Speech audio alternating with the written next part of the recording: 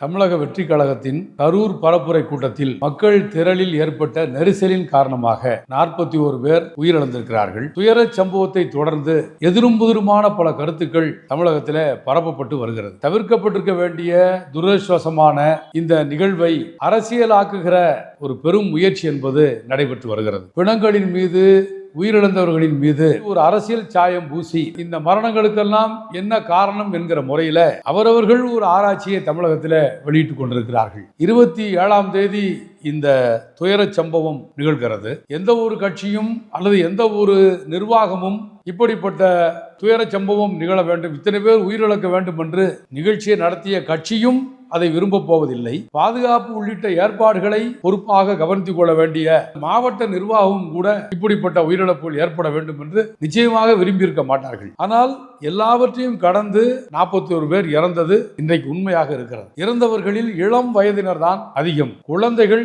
8 பேருக்கு மேற்பட்டவர்கள் குழந்தைகள். இப்படியான ஒரு துயர சம்பவத்தை உலகம் முழுவதுமே கண்டித்துக் கொண்டிருக்கிற போது, தன்னுடைய ஆழ்ந்த கவலையை வெளியிட்டுக் கொண்டிருக்கிற போது, இந்த இறந்து போனவர்களின் மீது மிக மோசமான இந்த சம்பவங்களுக்கு பின்னால் ஒரு சதி இருப்பதை போலவும் விமர்சனங்கள் வைக்கப்படுவது நியாயமற்றது, பொருத்தமற்றது என்று நான் தெரிவித்துக் கொள்ள விரும்புகிறேன்.